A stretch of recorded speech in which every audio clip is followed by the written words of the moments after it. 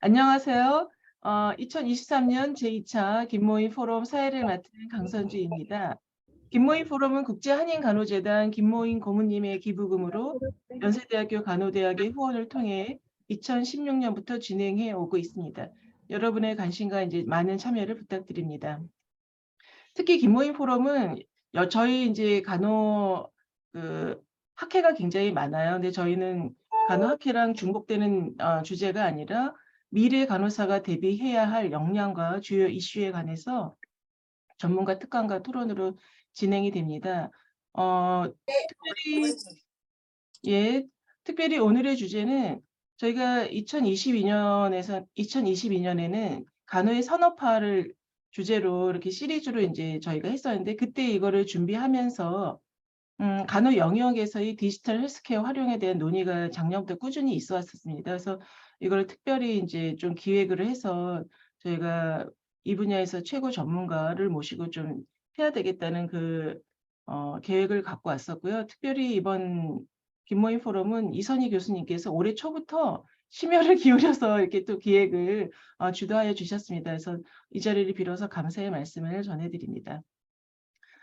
오늘 포럼의 진행은 저희가 두 분의 특별 연자분이 계신데요. 강사별로 이제 한 40분의 강의와 한 15분 정도의 질의응답을 하고 그다음 이제 주제로 넘어가도록 하겠습니다. 그래서 포럼에 참여하시는 분들께서는 이제 강의를 들으시면서 질문하고 싶은 내용을 좀 채팅창에 남겨주시면 저희가 강사님 특강 후에 질의응답을 좀 더 원활히 할 수 있습니다. 그럼 가천대학교 간호학과 이선희 교수님을 소개하겠습니다. 이선희 교수님은 연세대학교 간호대학을 졸업하시고 동대학원에서 박사학위를 취득하셨고요.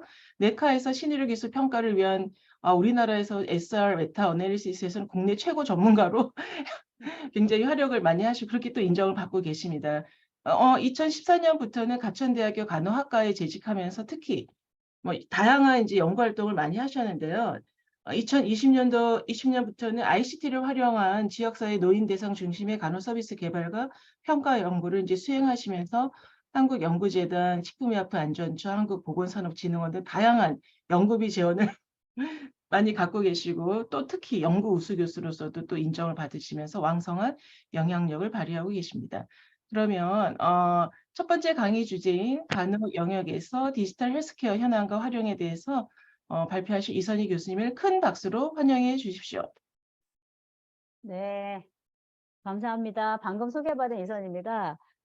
너무 또 이제 과분하게 또 소개를 해주셔서 저희가 지금 저희 간호 영역에서의 디지털 헬스케어의 현황과 활용에 대해서 여러분들과 공유할 수 있는 이런 귀한 시간을 가지게 돼서 너무 좋습니다. 두 번째 시간은 또 특별히 헬스케어에서 우리 간호사들이 가져야 될 역량에 대해서 또 좋은 아이템이 준비돼 있으니까 끝까지 참 잘 들어주시면 좋겠습니다. 저희 이제 목차를 보시면 일단 디지털 헬스케어에 대한 일반적인 지금 현황과 그다음에 이제 병원 환경에가 많이 바뀌고 있습니다. 그래서 병원 환경에서 디지털 헬스케어의 활용, 거기서의 간호사의 어떤 역할들, 그다음에 이제 지역사회 환경에서의 디지털 헬스케어, 그다음에 이제 제가 경험해 본 그 상황에서의 간호사의 역할에 대해서 이렇게 정리하고 마치려고 합니다. 먼저 디지털 헬스케어가 뭔가 이렇게 보시면 제가 주로 하는 영역이 노인입니다. 그래서 노인들이 되게 낯설 수 있지만 요 독립적으로 생활할 수 있도록 하는 데 있어서 디지털 헬스케어가 굉장히 이제 중요한 역할을 하고 있고요. 그래서 이지서 교수님이 이제 디지털 리터러시에 대한 얘기들을 시간에 좀 할 건데 저희가 대상자들 저는 이제 특히 노인들한테 관심이 많지만 이런 대상자들에게 로우 디지털 리터러시 그래서 디지털에 대해서 전혀 이제 경험이 없거나 활용을 못 하시는 분과 그다음에 하이 디지털 리터러시의 삶의 질은 현격하게 다릅니다. 건강에서도 보면 저희가 이제 제가 요즘에 하고 있는 게 210명의 어떤 어르신들을 대상으로 헬스케어를 이게 스마트하게 유지하는 일을 하고 있는데 상당히 잘 따라서 하고 있고 그분들은 방문 간호사 선생님이나 보건소와 매일매일 건강 신호를 주고받으면서 건강을 향상하고 있는 반면에 만약에 이제 디지털과 전혀 관련이 없는 일을 한다. 그러면 이제 운동을 예, 하고 있지만 그게 인제 주체적으로 잘하시는 분도 있지만 그렇지 못하시는 분들도 많아서 건강이 좀 쇠약해지는 거가 확연하게 차이가 납니다. 근데 이제 헬스케어뿐만 아니라 교육이나 그다음에 이제 요즘에는 이제 은행도 다 디지털로 하고 있잖아요. 그래서 사회 전반에 대해서 그러니까 주거 환경도 라이빙 디지털 그다음에 돌봄 로봇 이런 모든 현황에 있어서 어떤 디지털 헬스케어가 우리한테 부쩍 다가왔음을 느낄 수 있습니다. 그래서 디지털 헬스케어, 스마트 헬스케어 요렇게 얘기하는 것들에 대한 용어를 좀 말씀을 드리려고 하는데 예전에는 단순하게 이제 전화로 통화를 해서 이렇게 그 어르신들이나 그 멀리 있는 어떤 환자들을 돌보는 텔레헬스나 이헬스나 MLS나 여기 다양한 그 정의들이 있는데요. 이런 것들이 통합되고 있습니다. 그래서 텔레헬스 뭐 MLS 이런 단어들이 요즘에는 그 뭐 전화로만 통화하다가 인제 또 화상으로 좀 하다가 이제는 뭐 멀리 텔레 서저리까지 하는 이런 모든 거를 통합해서 디지털 헬스케어라는 포괄적인 의미로 대체되고 있습니다. 그래서 여러분 이제 디지털 헬스케어라는 단어들이 많이 익숙할 거고요. 제가 요즘에 이제 계속 펀딩을 받거나 연구하는 분야가 디지털 헬스케어에 대한 그 펀딩이 어마어마하게 쏟아지고 있어요. 그러니까 여러분들이 이제 그만큼 얼마나 사회에서 또 우리들에게 필요한 영역인지를 알 수 있을 것 같은데요.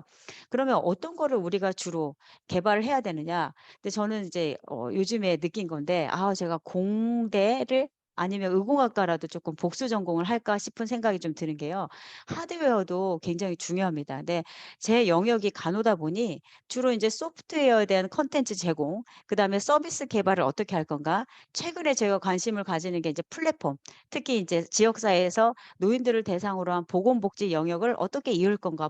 플랫폼 개발에 대해서는 굉장히 아이디어를 많이 내고 개발을 하고 있는데 이게 막 화면이 왔다 갔다 하는 이유를 잘 모르겠는데 하드웨어는 이게 공학적인 머리가 있어야 돼서 이제 최근에 나온 이제 RFP를 읽으면서 AI나 이런 것들을 이용해서 해야 될 연구들이 많은데 이게 인제 공학도들을 설명해 가면서 전산업체들을 설명하면서 하는 게 너무 힘들더라고요. 그래서 우리 인제 간호 영역에서도 이렇게 '공학도를 같이 배우는 사람이 있으면 참 좋겠다.' 근데 마침 제 제자가 요런 디지털 헬스케어 연구를 막 하다가 자기가 인제 공학이나 요런 전산 쪽으로 재전공을 하겠다라는 결심을 하더라고요. 근데 우리 간호학과에서도 그런 인재들이 많이 나왔으면 좋겠어요. 그래서 이 첫 번째 하드웨어는 디바이스들을 개발하고 센서들을 개발하고 이런 물체들이 있어야 디지털 헬스케어가 될 수 있고요. 그다음에 소프트웨어는 그런 걸 사용할 수 있는 어플리케이션 개발인데 이 부분에서의 어떤 콘텐츠나 어떤 구조, 데이터 구조를 만들거나 이런 거는 간호사들이 굉장히 많은 역할을 하고 있습니다. 그런데 이제 서비스는 제가 인제 그 요즘에 식약처 허가를 받은 게 노인 수면 장애, 불면증 환자에서 이런 소프트웨어, 수면 소프트웨어 앱을 가지고 수면 일기를 써서 불면증을 줄여주는 게 인제 식약처 허가를 최초 허가를 받았습니다. 근데 제가 느낀 점은 저도 인제 그 앱을 하나 저도 따로 우리 길병원 선생님과 개발한 게 있는데 그거는 서비스가 붙지 않으면 효과가 전혀 없어요. 예를 들어서 그거는 자동적으로 노인들의 수면 시간을 센서링으로 체크하고 그다음에 노인들이 인제 수면 일기를 작성하게 해서 스스로 관리를 하게 하는 건데요.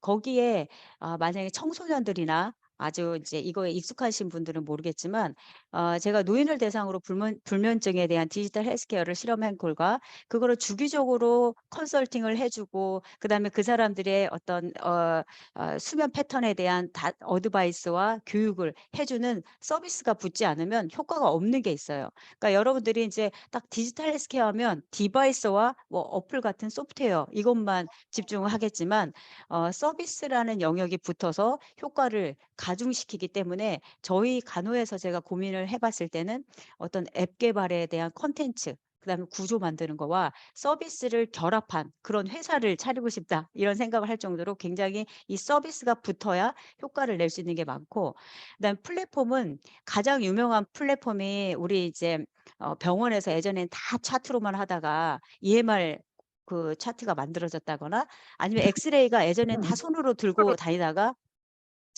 요즘에 팩스로 왔다 갔다 전 병원을 왔다 갔다 하게 되잖아요. 그런 식으로 이제 아주 그 베이직한 병원 플랫폼부터 제가 요즘에 관심이 있는 거는 지역사회 영역에서 보건과 복지가 완전히 분리돼 있어서 다른 플랫폼을 가지고 있으니 저희가 전혀 이런 간호중재를 할 때 굉장히 어렵습니다. 그래서 실제로 이제는 헬스케어를 할 수 있는 플랫폼을 개발하는 것도 우리 간호사에서 중요한 역할입니다. 그래서 이런 것들은 뒤에서 사례를 보면서 하나씩 말씀을 드릴 거고, 여기서는 이제 일반적인 사례를 들어보면 하드웨어는 이제 이 인공췌장이 이제 대표적인 사례입니다. 그래서 여기 이제 요 췌장을 이렇게 인공췌장을 달아 놓고 여기 스킨에 센서를 붙여 가지고 글루코스의 어떤 수치에 따라서 너무 이제 높아진다. 그러면 자동으로 이렇게 인슐린이 지급이 되는데, 이런 경우에는 많은 연구 결과에서 마일드한 케이스에는 이렇게까지 할 필요 없고 돈에 비해서 효과가 없습니다. 그래서 굉장히 시비한 환자. 그러니까 우리가 디지털 헬스케어를 할 때 무조건 이게 비용 효과를 따져야 되기 때문에 어떤 인디케이션으로 어떤 서비스가 가장 효과적인가 이런 걸 에비던스로 찾아낸 다음에 그다음에 써야 될 필요가 있습니다. 그래서 인공췌장도 많은 논문들에서 굉장히 심각한 당뇨에는 효과가 있다. 이런 것들. 그래서 이런 디바이스라든지 아니면 수면 무호흡도 이게 센서를 붙여 가지고 환자의 수면 패턴을 감지했다가 갑자기 숨을 안 쉬는 그런 패턴을 감지하면 기도 근육을 자극해서 숨을 쉬게 하는 이렇게 디바이스들을 예시를 들 수 있고요. 렌즈 같은 경우도 이제 요런 거는 이제 다양한 센서가 부착한 렌즈들이 나오고 있는데요. 이거는 이제 렌즈를 붙여서 이 눈물에 섞여 있는 글루코스를 센싱을 함으로써 글루코스가 높을 때마다 감지를 해 주는 LED 등이 깜빡깜빡 해 주고, 요런 렌즈 말고도 저번에 이제 신으로 들어와서 기각되긴 했는데요. 렌즈를 부착해서 안압을 측정하는 거예요. 그래서 안압이 높아지면은 이 환자한테 이제 약을 줘야 되는 그런 신호들을 보낼 수 있는 그런 렌즈들도 많이 개발되고 있고, 그다음에 약물 같은 경우도 무선으로 필요한 장기까지 닿게 해서 무선으로 약물을 주입해 주는 이런 디바이스들, 또 제가 지역사회에서 할 때 이제 조금 아쉬웠던 게 그 레이더 센서들을 이용해서 노인들의 주거 문제나 아니면은 이제 노인들이 만약에 치매 환자들 같은 경우를 배회하는 이런 거를 하는데 센서가 아직은 굉장히 기능이 좀 부족하더라고요. 근데 이런 디바이스들이 있어야 디지털 헬스케어에서 원활하게 할 수 있어서 이 디바이스 영역이 이제 첫 번째로 볼 수 있습니다. 두 번째는 소프트웨어인데요. 어떤 분이 그러더라고요. 요즘에 연구재단 연구 심사를 하면 다 앱이라고. 그래서 너무 앱이 많아서 이제 떨어뜨리기도 한다 하는데, 그 정도로 많다는 거는 필요하다는 것도 의미합니다. 그래서 당뇨를 관리하는 앱이나 뭐 이런 앱이 있는데, 제가 이제 이 의료 영역에서 조금 관심이 있었던 거, 이제 길병원에서 왓슨 포 온콜로지라고 인공 지능인데요. 얘네들은 이거에 지금 길병원에 실제 제가 사진을 찍은 건데, 여기서 환자의 모든 정보를 쓸어 모아 가지고 이 환자한테 항암 치료를 하면 좋은지 아니면 수술하면 좋은지 방사선 치료를 하면 좋은지 라는 맞춤형 리커멘드를 해 주는 겁니다. 그래서 요렇게 인제 화면에 보이는 것처럼 지금 잘 안 보이시겠지만 녹색불은 환자한테 레커멘데이션 해 주는 거고요. 노란색의 여러 가지 항암제들이 보이는데 그거는 인제 컨시더링 고려해 봐라. 빨강색은 절대 하면 안 된다. 요렇게 레커멘데이션 해 주는데, 아직은 모든 게 완성 상태가 미흡해요. 그래서 와스퍼 온콜로지가 IBM에서 만든 건데, 이게 뭐가 부족하냐면 나중에는 근데 사실 이게 될 것 같긴 해요. 지금은 간호사 여기 빨간색 옷 입은 분이 간호사 선생님인데, 간호사 선생님이 길병원에 일부 데이터들을 입력을 해서 그래서 그 일부의 자료를 가지고 의사결정을 하기 때문에 큰 병원에 작은 병원에 있는 의사들은 좀 도움이 될지 모르겠지만 큰 병원에 있는 의사 선생님들은 의사 선생님들의 머리를 인공지능이 못 따라가는 거예요. 근데 만약에 인제 상상을 해 보세요. 이 병원에 있는 EMR 환자에 대한 EMR 그 차트를 다 흡수하고, 그다음에 환자들에 대한 어떤 유전 정보를 다 흡수하고 환자들의 영상 진단을 다 흡수하는 그런 인공지능이 있다면, 지금 챗 GPT 수준이 너무 높아서 스탠포드 대학의 학생 수준이라고 하는데, 이런 거는 이제 의사들이 판단하지 못하는 어떤 진단까지 찾아 집어 주고 의사들이 어떤 결정을 내렸을 때 그걸 보완할 수 있는 그런 소프트웨어들이 나오고 있고요. 우리나라 자체 개발도 지금 진행 중에 있습니다. COPD는 일본에서는 많이 쓰고 있고 COPD나 당뇨나 우리나라 당뇨는 지금 많이 활성화돼서 쓰고 있는데 이 만성 질환 같은 경우에 병원에서 어느 정도 있으면 퇴원을 해야 되고 이 퇴원 후에 계속적으로 관리를 해야 되는데 아까 말한 디바이스 뭐 센싱을 해서 오트 세츄레이션을 측정한다거나 뭐 소프트웨어를 통해서 계속적으로 실시간 모니터링을 하게 하는 그런 거 플러스 여기에 서비스 측면에 들어가는 거는 이게 의사들이 다 할 수는 못하겠지만 계속적으로 이제 제가 메타 분석을 해 봤어요.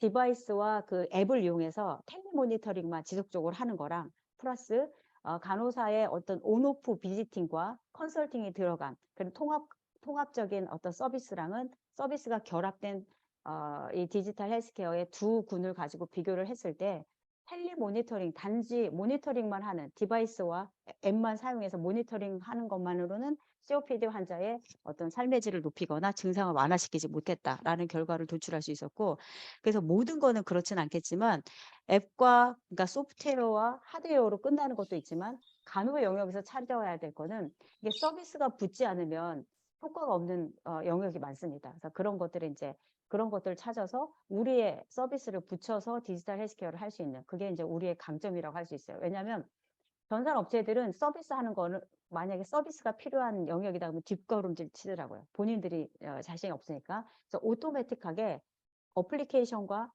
디바이스로 될 수 있는 거, 그런 것들만 이제 하려고 하는데 그런 거에 좀 한계를 보인다. 저는 이제 실험 결과 그런 걸 좀 느꼈고, 그래서 제가 이제 이런 식으로 집에서 디지털 헬스케어의 어떤 장비를 이용해서 여기 이제 핸드폰에 어플리케이션을 깔잖아요. 그러면 이제 그런 거에 대한 이제 트랜스미션을 통해서 하스피털에서 헬스케어 프로페셔널이 그 정보를 계속 분석하고 교육하고 컨설팅하고 이런 것들을 통해서 이제 서비스가 결합이 돼서 어떤 아웃컴을 향상시키는 요런 모델이 저희 간호 영역에서 계속적으로 개발을 할 거고요. 그래서 디지털 헬스케어에서 이제 제가 펀딩을 해 보면 의사들이 할 수 없는 케어가 붙는 부분에서 많은 영역이 비어 있어요. 그래서 그런 부분들을 우리 간호사가 할 수 있지 않느냐.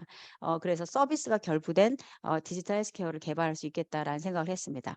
마지막 플랫폼인데요. 우리가 좀 낯설 수 있지만 그렇지만 잘 따져보면 그게 낯설지도 않아요. 우리가 EMR 차트가 없었으면 병원의 모든 일들은 다 더뎌졌을 거예요. 그래서 쉽게 말하면 전산으로 할 수 있는 그 우리가 서비스를 제공하기 위해서 여러 가지 여기 이제 유전자 정보까지는 아직은 개인 정보가 해결이 안 돼서 들어가 있지는 않아요. 근데 병원 기록이나 무슨 모든 엑스레이 차트나 랩 데이터들이 다 전산화가 됨으로써 그거를 결합해서 환자들한테 서비스를 제공할 수 있는 게 플랫폼이거든요. 근데 그 플랫폼이 임상 전문가들의 네트워크를 위한 플랫폼도 활발하게 개발돼서 활용을 하고 있고 제가 아까도 얘기했지만 저는 이제 지역사회 영역에서의 플랫폼들이 약간 지금 너무 분절돼 있어요. 그래서 우리 간호사들이 너무 이제 보건 쪽에만 집중하고 있지만 사실 복지, 보건, 의료는 일선상에 있기 때문에 노인 케어 서비스를 하다 보면은 이게 연결된 플랫폼이 너무 필요해요. 그래서 제가 요즘에 관심을 가지고 그 플랫폼 개발을 하려는 그런 연구를 제가 시도 중에 있습니다. 이렇게 하드웨어, 소프트웨어, 서비스, 플랫폼들이 잘 결합이 돼서 원활한 디지털 헬스케어를 할 수 있게 됩니다. 그리고 이제 지역사회 영역에서의 이제 디지털 헬스케어를 보면은요. 스마트 에이징 시티가 만들어지고 있는데 아직 우리나라는 없어요. 근데 제가 이제 일본의 스마트 에이징 시티를 좀 다녀왔는데요. 이 에이징 시티 내에서 환자들 아니 그냥 일반 거기서 활동하고 있는 사람들의 그 CCTV 만약에 어르신들이 이제 치매 어르신들이 칩 같은 게 있어요. 목걸이 같은 걸 차고 다니면 그 어르신들이 배회하는 것도 길거리에서 좀 잡을 수 있고 그리고 일본의 모델은 스마트 에이징 시티 하면 노인들만 모아놓는 것 같잖아요. 근데 제가 직접 일본에 가니까 연령대별로 20대, 30대, 40대, 50대, 60대. 그래서 노인들을 위한 스마트 어떤 그 클래스나 운동들 많이 시켜주는 걸 같이 가지면서 이들이 노화되면서 계속적으로 젊은 사람들과 융합할 수 있는 그런 시티들을 만들고 있어요. 근데 거기 보시면 여기 지금 일본, 영국, 유럽에서도 보면 거기에 이제 집도 집이나 아니면 에너지, 그다음에 뭐 어르신들의 헬스케어 이런 것들을 도시 전체를 스마트화 시키는 거예요. 그래서 거기에서 많은 영역의 이제 뭐 장비, 스마트한 어떤 하드웨어나 소프트웨어나 이런 것들을 다 장착을 해서 하고 있는데, 특히 유럽의 EU 2.0 프로젝트를 보면은 덴마크나 핀란드, 스페인, 이탈리아들이 같이 결합해서 어떻게 하면 스마트하게 노화되면서 평생 살 수 있는가, 이런 것들에 대한 것들 하고 있습니다. 그래서 우리는 지역사회 영역에 대해서 또 간호사의 롤이 크기 때문에 요것도 살짝 담아봤습니다. 네, 그래서 저희가 이제 지역사회에서 뒤에 제가 옹진군이나 아니면 남동구에서 실험했던 내용들을 얘기하겠지만, 어르신들의 이제 수면, 그다음에 건강 안전 안심, 그다음에 이제 외로움을 달래주기 위한 어떤 케어, 그다음에 이제 치매, 이런 모든 것들을 다 통합해서 관리할 수 있는 시스템들을 마련해서 실행 중에 있습니다. 그 뒤에 애시에서 다시 말씀을 드리겠습니다. 두 번째 말씀드리고 싶은 거는 이제 병원 환경이 바뀌고 있다는 거예요. 그래서 저는 주로 이제 지역사회에 관심이 많기 때문에 지역사회 디지털 헬스케어 연구를 하고 있지만, 제가 이거를 준비하기 위해서 병원 환경에서의 디지털 헬스케어들을 조금 찾아봤어요. 그래서 요즘에 보건산업진흥원의 이게 펀딩을 보면은 스마트한 환경에서의 어떤 디지털 케어를 개발하는 것들을 많이 나오고 있거든요.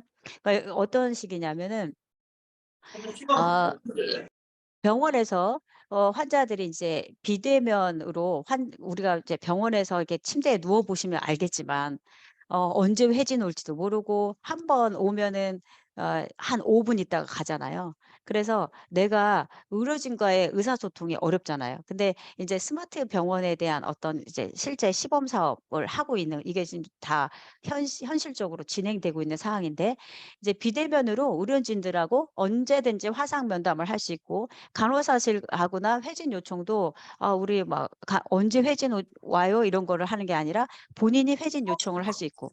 그래서 의료진과의 환자가 그냥 스마트하게 이거 통제를 좀 해야 될 것 같아요. 이게 저절로 이게 다. 그래서 의료진과의 환자 의사소통이 비대면으로 원활하게 될 수 있는 시스템, 스마트 병실이 있고요. 그다음에 병문안도 코로나 때문에 거의 차단됐었잖아요. 근데 보호자들은 너무나 어떻게 되는지 궁금하죠. 그래서 이렇게 비대면으로 화상으로 병문안을 할 수 있는 그런 시스템. 그다음에 입원 생활도 내가 막 돌아다니면서 업무과를 돌아다니는 게 아니라 입원을 예약하고 수속하고, 그다음에 내 치료 일정이 어떻게 되고, 검사 결과 조회, 그다음에 식사도 내가 요렇게 바꾸고 싶다, 식사 신청 변경, 증명서 신청, 요런 것들을 그냥 내 병실에서 다 할 수 있는 이런 솔루션들이 이제 가지고 있고, 그다음에 환자와 보호자도 오프라인 교육뿐만 아니라 이 밑에 살짝 나오죠. 3D를 이용해서 환자가 실감 나게 교육할 수 있는 입원 교육, 검사 교육, 수술 교육, 퇴원 교육, 요런 것들 환자 중심으로 스마트 플랫폼을 만드는 것들이 복지부 예산으로 해서 실제 실행 중에 있습니다. 그리고 여기 보면 스마트 병실에 그런 걸 하기 위해서 이런 이제 인터폰이나 태블릿 PC, 그다음에 모바일 앱, 그다음에 이제 비대면 화상을 좀, 우리 줌 같은 화상 솔루션, 그다음에 환자 교육을 위한 여러 가지 VR 시스템, 요런 것들이 갖춰져 있습니다.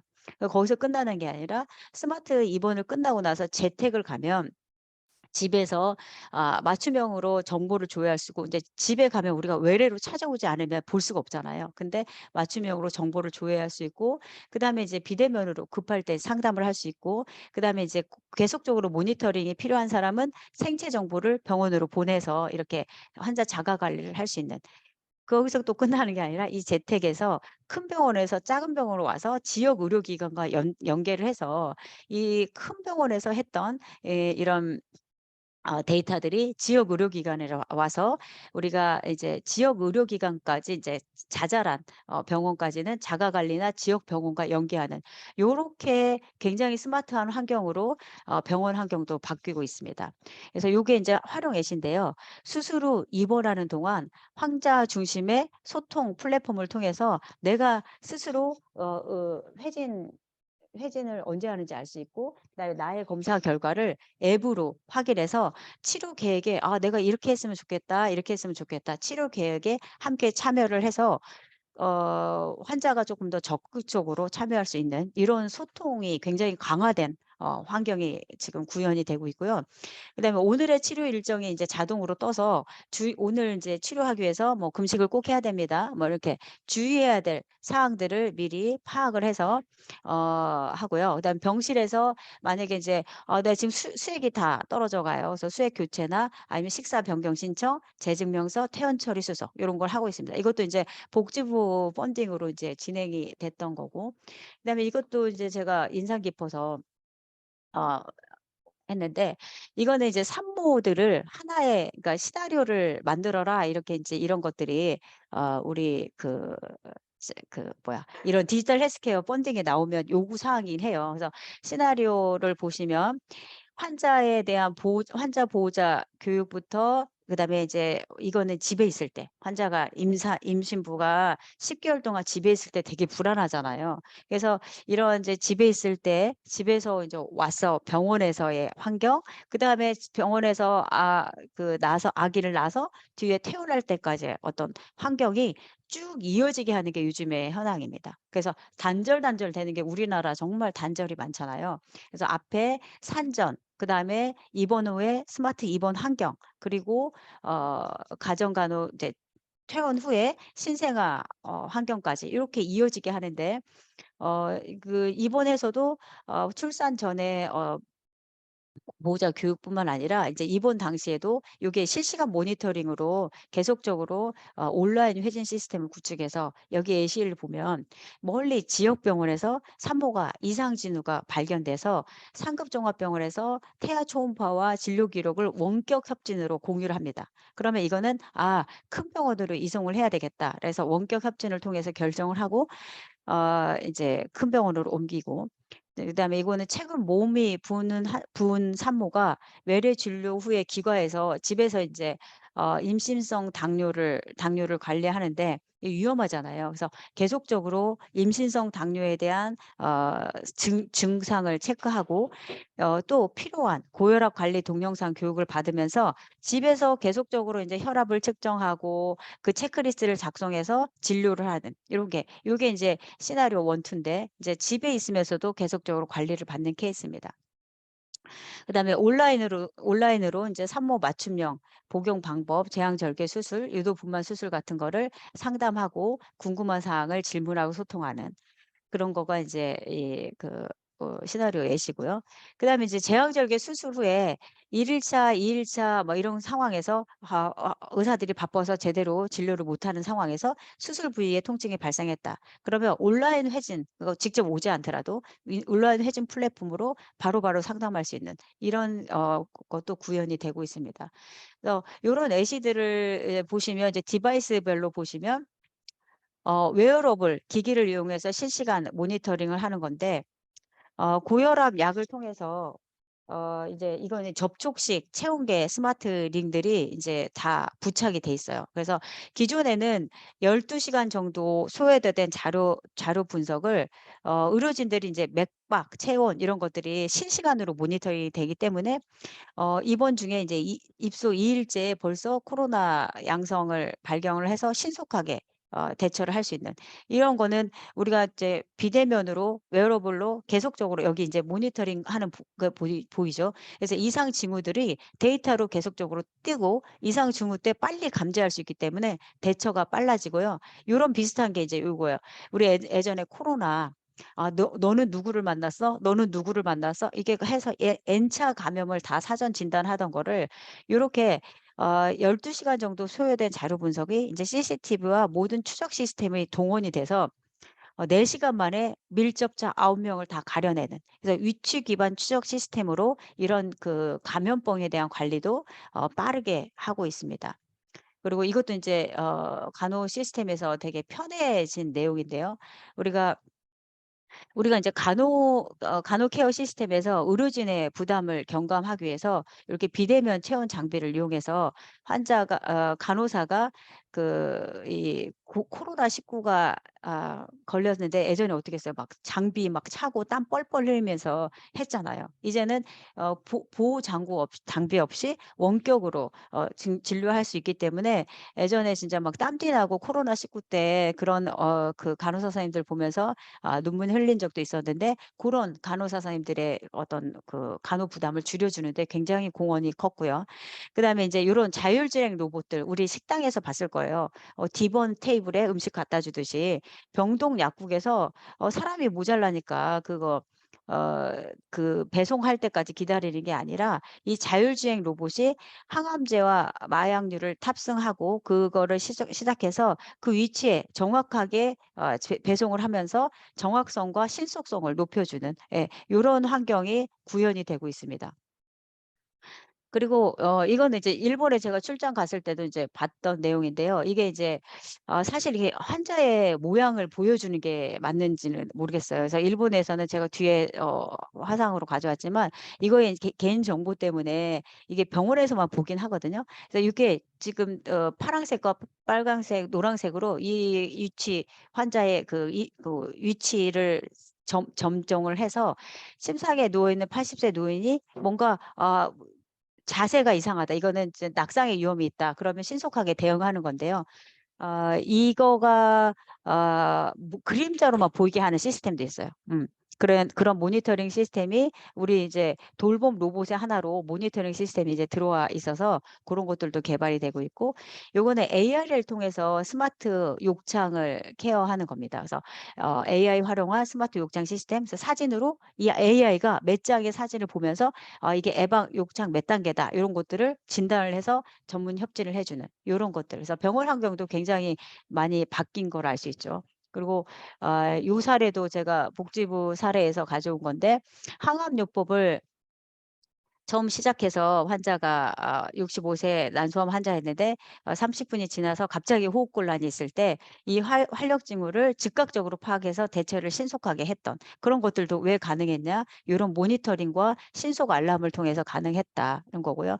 요거는 퇴원 후에 이 환자들이 이제 퇴원 후에 가장 뇌출혈로 만약 이제 이 사람들이 퇴원하면 재발할 가능성이 있고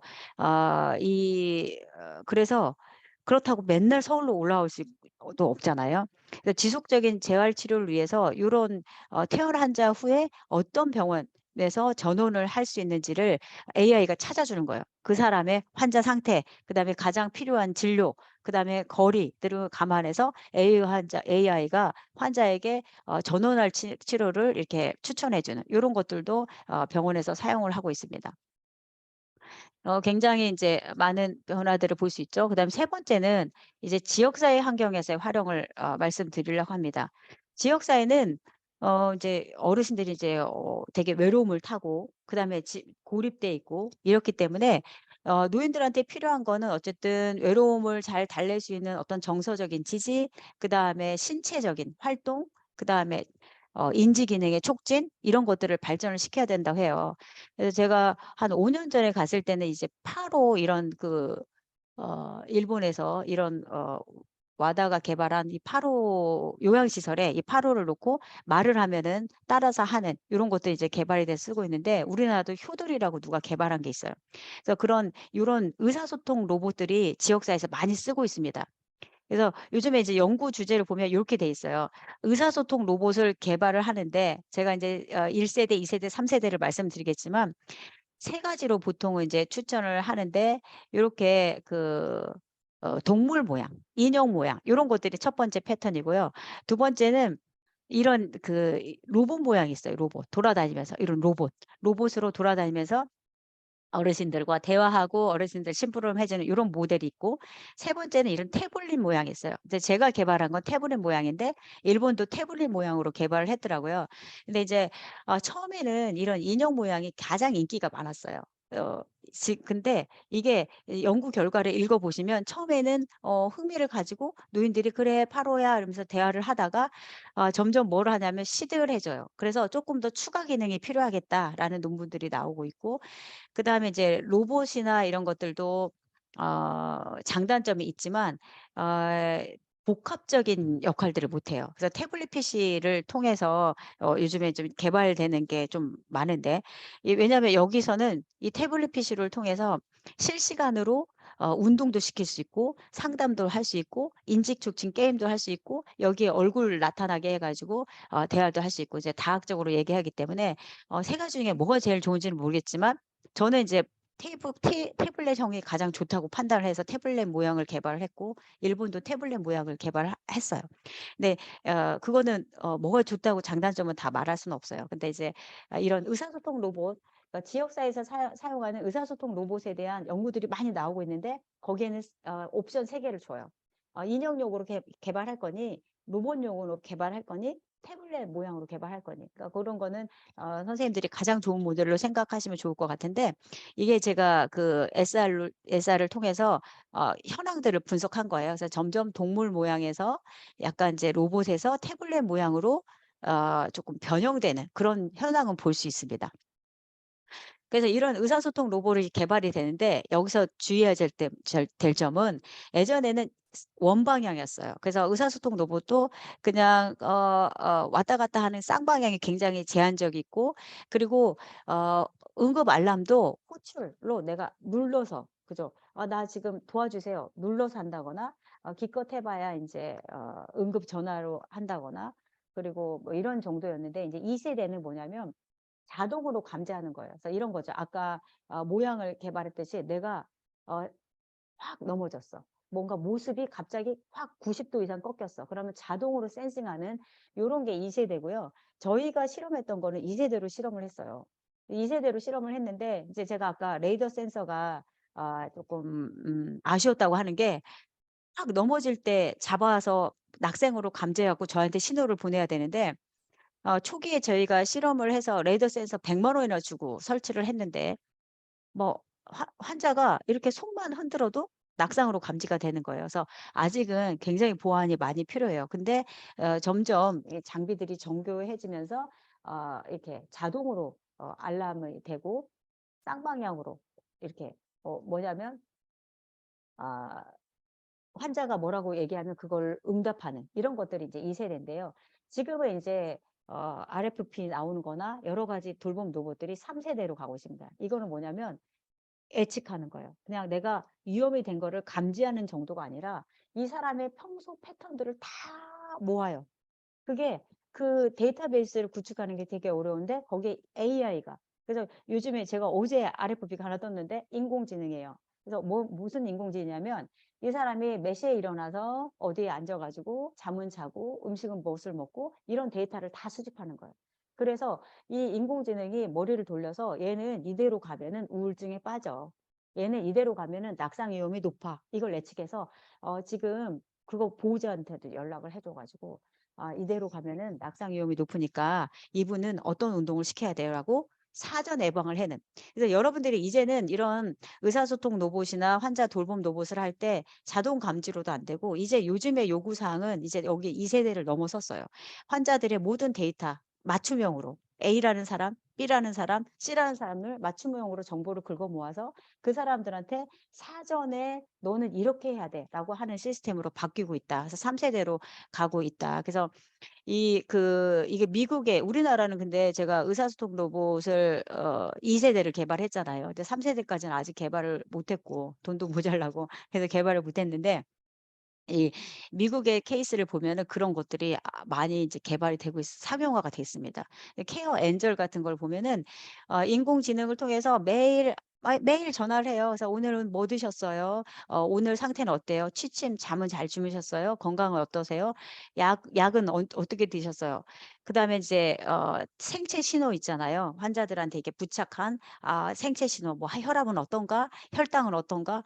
이런 것들을 다 분석을 합니다. 그래서 환자의 전화 정보, 환자의 움직임 정보, 환자의 생체 정보를 다 분석을 해서 AI가 머리를 딱 굴려 가지고 아버님이 이렇게 보호자한테 메시지를 줘요. "아버님이 요즘에 약 복용을 잘 안 하시고요.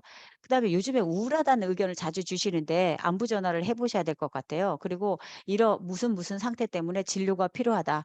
요렇게 예측해서 솔루션을 주는 요런 것들이 이제 개발되고 3 세대의 로봇들이죠. 케어 프레딕트도 약간 비슷한데 다른 회사 제품이긴 한데요. 모든 일상생활을 다 딥러닝을 시켜요, AI한테. 그래서 침실에서 이 사람이 보통은 9 시면 일어나서 움직이던 사람이 요즘에 침실에 계속 누워 있다. 침실에 누워 있고 우울증의 경고가 울리고 걸음 패턴을 보니까 걸음이 되게 느려졌고 속도가 불안해. 이런 사람은 낙상의 위험이 있고요. 부엌에서 시간을 보내지 않아. 그 무슨 말이냐? 잘 먹지 않는다는 뜻이다. 그리고 화장실을 되게 많이 가는데 이거 뭔가 요로 감염의 특성이 아닌가?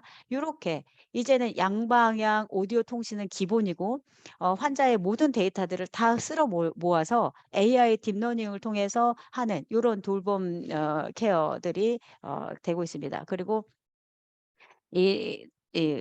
만약에 인형용으로 개발하고 싶다 그러면 예전에 인형용은 그냥 이렇게 정말 정교하지 않았거든요. 근데 얘가 쪼끔 인형으로 좀 인기 있는 제니인데요. 강아지 정말 골든 리트리버랑 거의 비슷한 소리와 내장과 움직임을 다 해서 명령에 따라서 할 수 있는 기능들도 좀 높아지고 그래서 이런 인형용도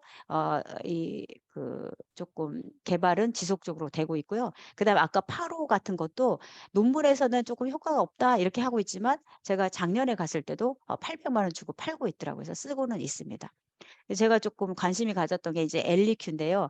얘는 이런 이 불 있죠. 얘가 좀 사람 모양으로 돼 있잖아요. 약간 인형은 아니지만 얘가 머리를 움직이고 이러면서 약간 인형과 태블릿 PC를 결합한 형입니다. 근데 제가 가장 조금 '괜찮다.' 했던 건데 이 인형을 통해서 말을 할 때 얘가 사람이 말아주는 것처럼 대화를 걸고 지금 약 먹을 시간이에요." 그리고 이렇게 이제 하는데 얘가 좀 신기한 게 밤이 되면 이 불이 어두워지고 그다음에 사람 목소리 톤에 따라서 굉장히 그러니까 얘가 인공지능이 꽤 있어요. 꽤 있는 아이.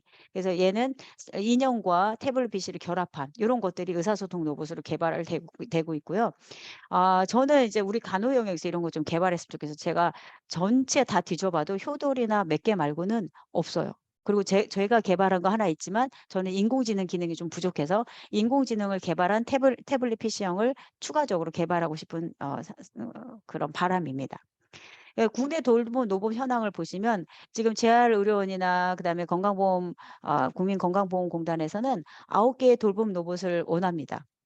근데 제가 9 개의 돌봄 로봇 현황을 다 분석해 본 결과 거의 쓸만한 게 없어요. 한양대에서 작년에 올해 발표했죠. 그래서 몇 가지는 있어요. 몇 가지는 있지만 정말 아직은 너무나 많이 우리가 이 돌봄 로봇이 원활하게 개발되면 우리 간호에서는 조금 힘을 쓸 거는 로봇한테 시키고 우리는 조금 더 고도의 간호를 할 수 있겠다 싶은 생각이 드는데요.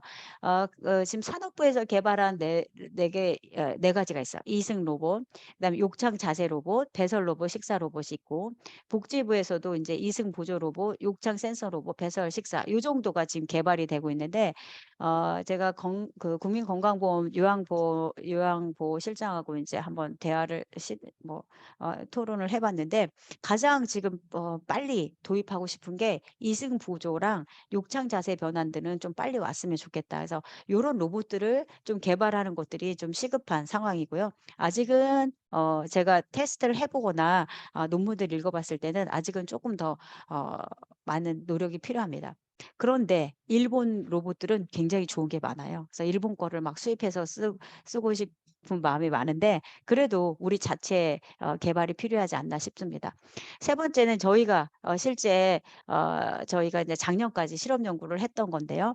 남동구 어르신들 대상으로 해서 210 명한테 제가 태블릿 PC형 그건 센싱도 되고 레이저 센서도 되고 인지 기능 촉진도 되고 뭐 이런 것들을 복합적으로 탑재해서 했습니다. 그래서 이거는 실제 실시간 운동을 따라서 하시는 태블릿 PC를 보면서 실시간 운동을 따라 하시는 모습인데요. 제가 이걸 하면서 느낀 점은 사전 교육뿐만 아니라 지속적인 교육이 필요하고요. 노인들 금방 잊어먹어요. 근데 중요한 거는 노인들이라고 못하는 게 아니라 상당히 잘 따라한다. 그렇지만 또 하나는 안 하는 사람은 끝까지 안 한다. 이런 여러 가지를 복합적으로 배웠습니다. 근데 충분하게 교육을 시키면 잘 따라할 수 있고 그다음에 우리가 인제 노인이 되는 세대에는 아마 이게 대세가 되지 않을까 싶은 생각이 듭니다. 그래서 요거는 그 건강 노트인데요. 이 저희가 스마트한 혈압계, 혈당계, 스마트 헬스 쪽에서 혈당계랑 그다음에 이제 뭐야 그 스마트 태블릿 PC 다 나눠 드렸어요. 그래서 그걸로 이렇게 그 블루투스를 통해서 여기서 혈압을 측정하면은 저희 그 사용자의 서버로 다 날라옵니다. 그래서 요렇게 이제 환자의 혈압을 실시간으로 측정하게 되는데요. 저희가 방문 간호사 선생님들하고 처음에 보건소에서 일을 할 때 방문 간호사 선생님들이 엄청 컴플레인했어요. "귀찮고 배우기 싫다." 근데 나중에는 너무너무 좋아하셨어요. 왜냐하면 환자한테 그 방문 간호 선생님들이 노인들을 방문할 때 몇 번이나 방문하시겠어요. 근데 이걸 통해서 매일 이 사람의 혈압을 저절로 알 수 있으니까 나중에 업무 로딩이 줄어드는 거예요. 그래서 처음에 배울 때는 어려워하셨지만 훨씬 지금은 만족도가 높은 겁니다. 이런 건 이제 이야기 마당인데 저희가 토마토 씨앗을 다 나눠 드렸어요. 그래서 집에서 잘 키우셨죠. 그죠? 잘 크더라고요. 그래서 토마토 씨앗을 심고 화분까지 다 나눠 드렸어요, 조그만 거. 그래서 키운 거를 가지고 이제 손자랑 같이 이야기 마당에 올려주는 사진인데 저희 실험이 끝났는데도 이야기 마당 가 계속 올라올 정도로 엄청 열정이 높으세요. 왜냐하면 저희가 이런 거 잘하시면 막 도장 찍어 줘서 인센티브를 드렸거든요. 그래서 이런 것들도 했고 레이저 센서는 실패예요, 실패. 저희 연구가 SBS에서 기사가 났었는데 레이저 센서가 엄청 효과적인 걸로 나와서 제가 기사하고 이제 전화해 가지고 "그렇게 오보를 내시면 안 된다." 이렇게 했는데요. 레이저 센서는 제가 얘기한 것처럼 낙상 신호가 하루에 200 개가 날라오는 거예요. 그래서 저희 연구를 통해서 이 레이저 센서를 좀 정교하게 만들긴 했지만 아직은 굉장히 부족한 상황이었고 그다음에 보호자 호출을 위한 어떤 낙상을 감지하거나 배회를 감지하실 때 우리가 보호자들을 등록을 시켰어요. 그래서 보호자들한테 문자가 날아가는 이런 것들을 했습니다. 네. 제가 이제 얘기 중간에도 말씀을 드렸지만 현재 이제 스마트나 태블릿을 많이 여기 그리고 이게 정부 펀딩이다 보니까 아주 부유한 노인보다는 조금 취약한 노인들을 대상으로 저희가 했어요. 그래서 스마트폰이나 태블릿을 이제 접해 보지 않은 사람들을 통해서 대면 교육을 했지만 음 좀 계속 깜빡깜빡하세요. 그래서 저희가 이제 아르바이트생 이렇게 LG에서 해 가지고 집에서 방문해서 추가적으로 설명을 많이 해 드렸어요. 그런데 생각보다는 잘 따라하신다. 그런데 한 번 안 하시는 분 있잖아요. 그분들은 끝까지 안 하더라고요. 그래서 태블릿 PC가 욕심이 나서 이제 하긴 하셨는데 나중엔 끝까지 안 해서 제가 노인들을 중재하면서 느낀 점은 '비대면만으로는 안 되겠다.' 그래서 대면과 비대면을 효율적으로 병행하는 게 이제 필요하겠다. 이런 것들을 얘기했고요. 그거는 저희가 그 코로나 시대에 교육에서도 마찬가지로 항상 우리가 온라인 시대 4차 산업혁명 시대로 바뀌었다고 해서 이렇게 '온라인으로만 다 할 수는 없다.' 이런 생각들을 해 봤습니다.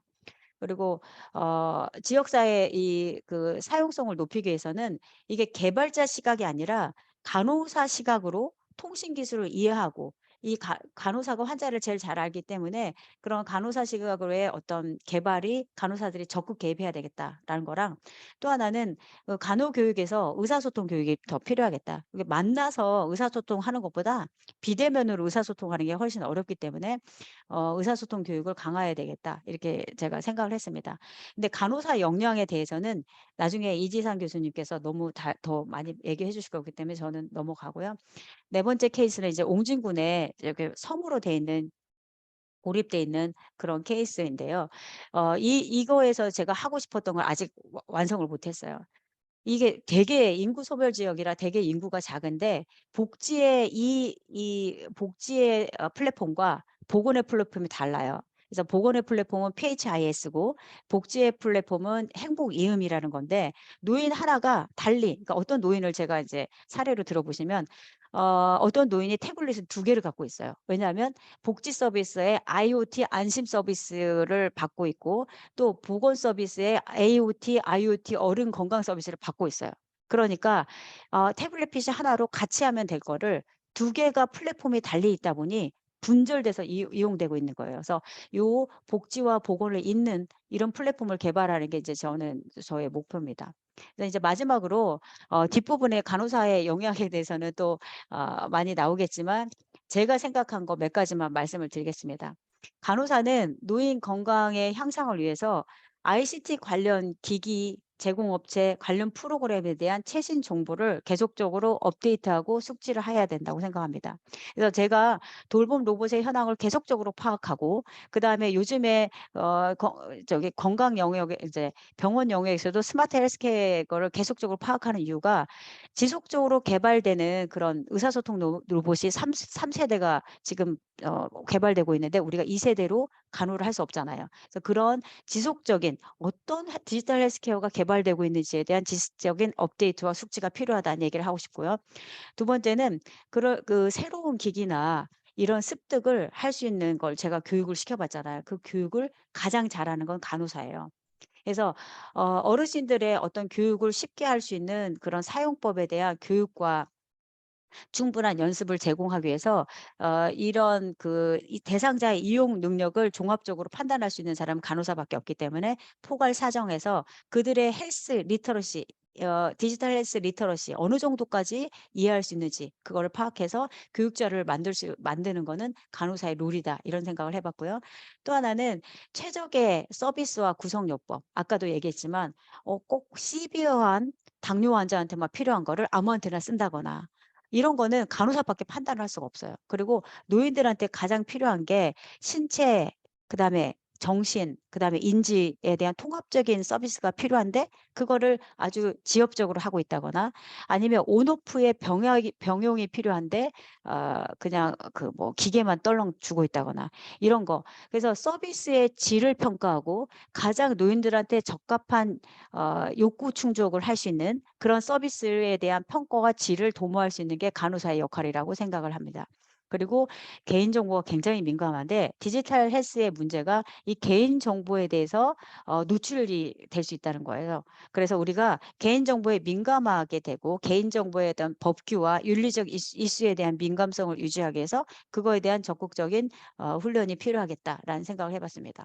그리고 마지막으로 이제 간호사들의 의사소통 능력, 그다음에 간호사들의 관리 능력을 함양시켜서 의료와 공학과, 그다음에 소비심리학, 경영학 이런 것들을 다 섭렵을 해서 이 중간에 다양한 전문가들의 코디네이터 역할을 해야 된다라는 생각을 합니다. 가장 잘할 수 있는 사람이라고 생각을 해서 그런 연결자로서의 역할을 할 수 있는 역량들이 우리 미래 간호사들에게는 있으면 좋겠다 이런 생각을 해봤습니다. 그래서 제가 몇 가지 찾아봤지만 K무기나 지금 이지산 선생님을 제가 초청하게 된 게 너무나 이런 교육 자료를 잘 개발을 하셨더라고요. 그래서 이런 교육 자료들 보건복지인재원에 제가 찾은 건데 이런 것들도 있고요.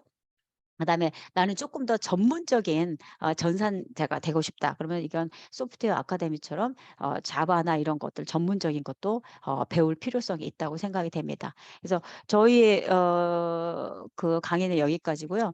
혹시 도움이 많이 되셨으면 좋겠습니다. 예, 질문 있으시면 질문 받겠습니다.